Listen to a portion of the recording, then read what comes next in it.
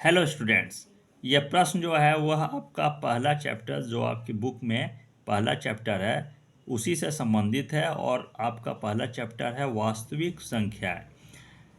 यह जो प्रश्न है उसमें क्या पूछा गया है, एक बार मैं इसे पढ़ दे रहा हूँ। प्रश्न में पूछा गया है कि सिद्ध कीजिए कि 5 + √3 एक अपरिमेय संख्या है। सिद्ध कीजिए कि 5 + √3 एक अपरिमेय संख्या है। मतलब कि हमें क्या सिद्ध करना है इस प्रश्न में कि ये जो है ना 5 +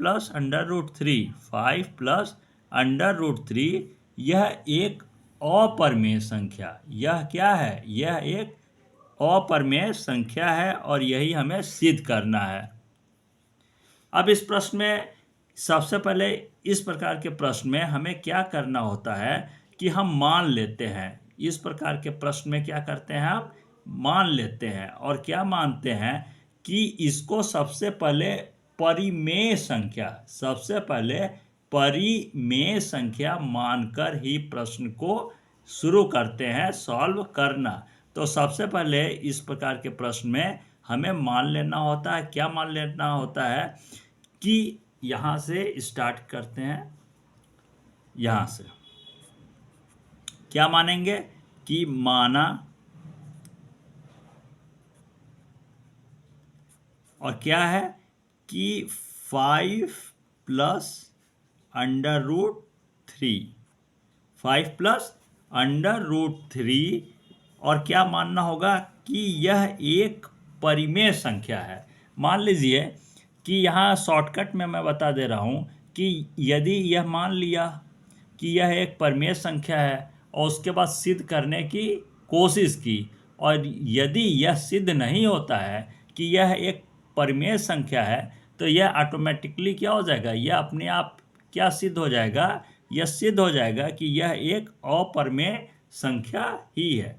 तो यहाँ पर डिटेल में बता दे रहा हूँ कि इसको पहले परिमेय संख्या मानकर इस प्रकार के प्रश्न को सॉल्व किया जाता है। तो यहाँ पर लिख देंगे कि माना 5 + √3 क्या एक परिमेय संख्या है, एक परिमेय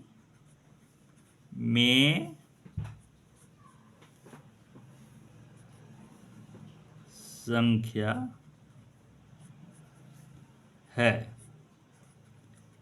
अब एक बहुत ही साधारण सा नियम होता है, और क्या नियम कि यदि कोई संख्या परिमेय संख्या है, यदि कोई भी संख्या परिमेय संख्या है तो उसे क्या करते हैं, उसे a/b के रूप में व्यक्त किया जा सकता है। उसे a/b के रूप में या कभी कभी p/q, a/b की जगह कभी कभी p/q भी लिया जा सकता है। बहुत ही सिंपल, आप चाहे a/b लीजिए चाहे p/q, उसमें कोई डिफरेंस नहीं है, कोई अंतर नहीं है, सेम ही चीज़ है।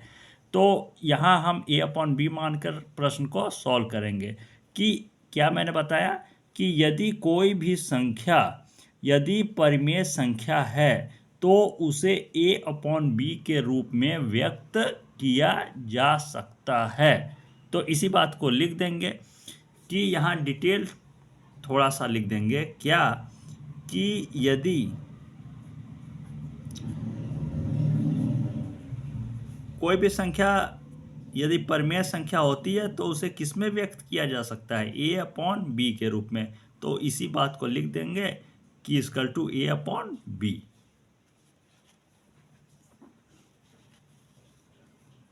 इसको लिख देंगे। ठीक, एक बहुत साधारण नियम है कि कोई भी संख्या परिमेय संख्या है तो उसे a/b के रूप में व्यक्त किया जा सकता है। अब ये a क्या है और ये b क्या है, तो इसके बारे में भी लिख देंगे ब्रैकेट में। और ये दोनों क्या होती हैं, a और b, ये a और b दोनों क्या होती हैं, सह अभाज्य संख्याएं। a और b दोनों क्या होती हैं, सह अभाज्य संख्याएं होती हैं। और यह जो b है ना, यहाँ पर अन्य कोई संख्या तो हो सकती है, लेकिन यहाँ जीरो तो कतई नहीं होगा। बी क्या होगा, बी की जगह जीरो नहीं हो सकता है। 1 2 3 4 कोई भी संख्या हो सकती है, लेकिन यहाँ जीरो कतई नहीं होगा। तो इसी बात को यहाँ ब्रैकेट में लिख दिया जाता है कि डिटेल में क्या लिखेंगे कि जिसमें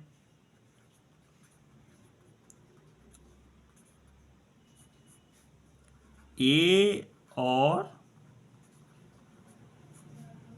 बी क्या है उसके बारे में लिख देंगे सह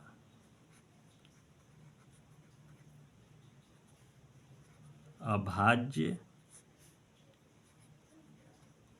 संख्याएं हैं तथा अब b is not equal to zero. ये इस तरह से हो जाएगा, ये यहाँ लिख देंगे b is not equal to zero. अब क्या है, a और b के बारे में हमने लिख दिया कि a क्या है और b क्या है, दोनों क्या हैं, सह अभाज्य संख्याएं हैं। और यहाँ b की जगह जीरो नहीं होगा, इसीलिए नीचे लिख देंगे कि b is not equal to zero. अब ये जो है ना, यहाँ से लेकर यहाँ तक का, इसको आगे क्या करेंगे, सॉल्व करेंगे।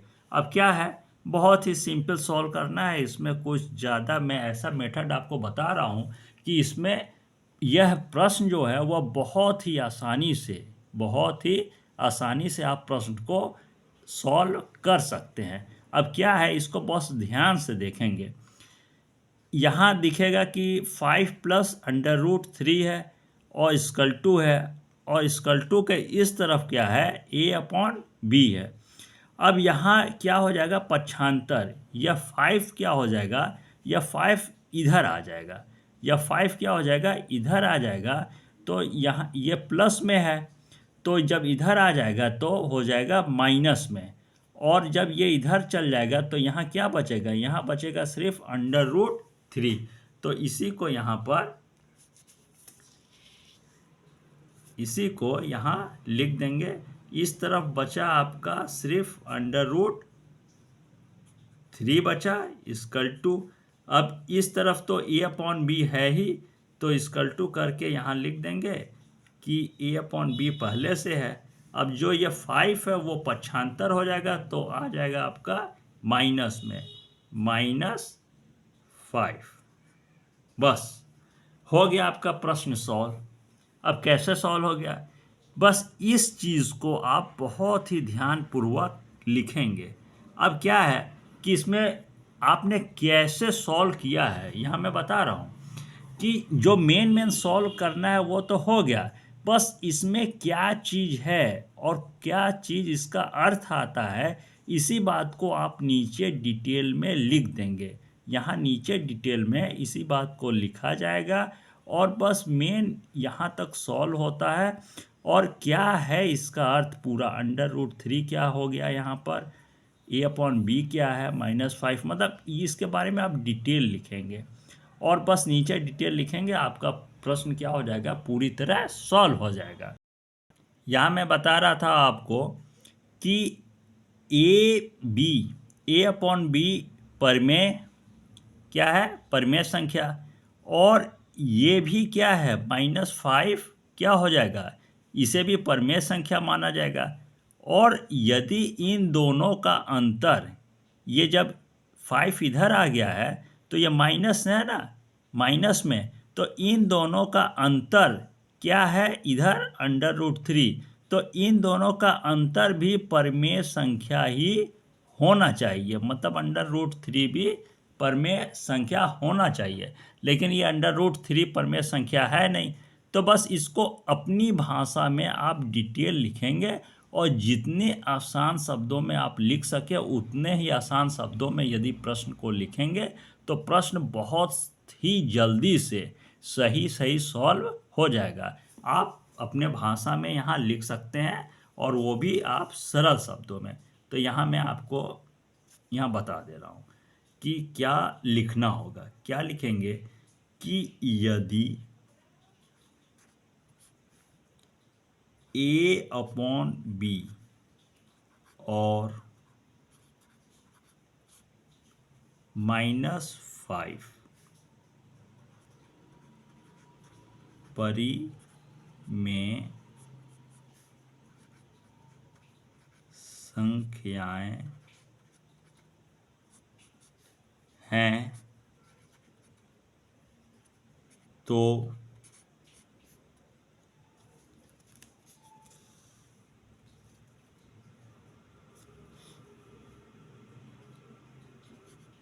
इनका अंतर भी परिमेय संख्या होगी।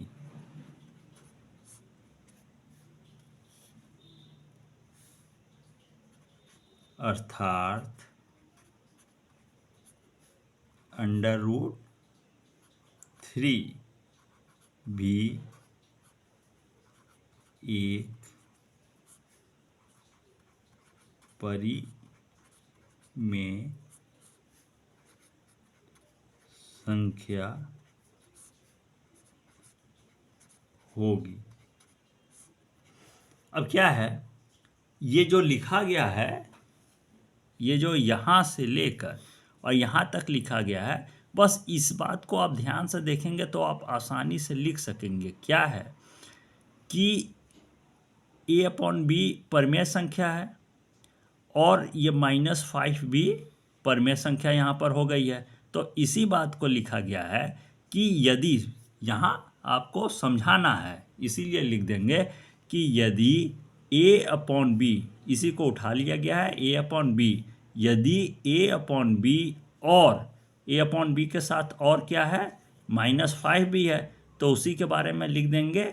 यदि ए अपॉन बी और -5 परिमेय संख्याएं हैं तो इनका अंतर, यहाँ माइनस का चिन्ह है ना, तो ये क्या है, ये क्या दर्शा रहा है कि इन दोनों को घटाने पर, मतलब इनका अंतर भी एक परिमेय संख्या होनी चाहिए। तो इसी बात को यहाँ पर लिखा गया है, इसका अंतर भी परिमेय संख्या होगी, तो इसका अंतर भी परिमेय संख्या होगी। अर्थात अब क्या है, इन दोनों का अंतर भी परिमेय संख्या होगी, तो इन दोनों का अंतर यहाँ क्या दर्शाया जा रहा है कि √3, यही दर्शाया जा रहा है। तो इसी के बारे में लिख दिया गया है कि अर्थात √3 भी एक परिमेय संख्या होगी। तो यहाँ मैं शॉर्टकट में बता रहा हूँ क्या लिखना होगा कि यदि ए अपॉन बी और -5 परिमेय संख्याएं हैं तो इन दोनों का अंतर भी परिमेय संख्या ही होनी चाहिए।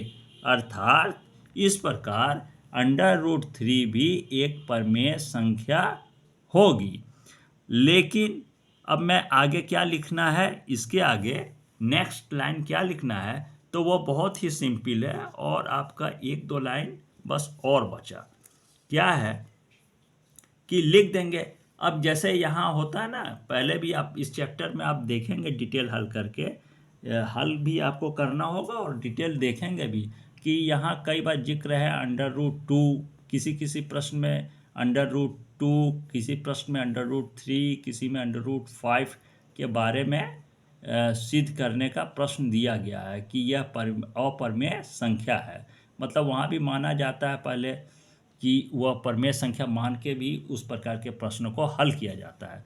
तो यहाँ क्या है कि यह हमें ज्ञात है कि √3 एक अपरिमेय संख्या है, तो बस इसी बात को लिख देंगे कि परंतु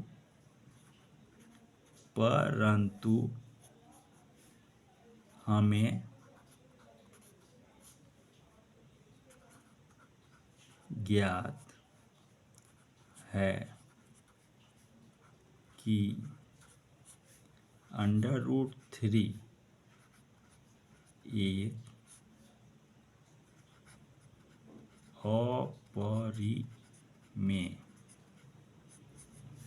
अपरिमेय संख्या है। अब नीचे लिख देंगे कि जो हमें सिद्ध करना है उसी के बारे में लिख देंगे कि अतः स्पष्ट है। क्या स्पष्ट है कि, और प्रश्न में क्या पूछा गया है, 5 + √3 का जिक्र है, उसी के बारे में लिख देंगे। 5 + √3 एक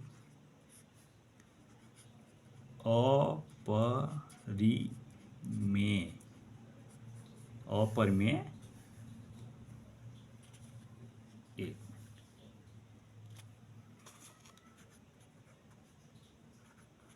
संख्या है।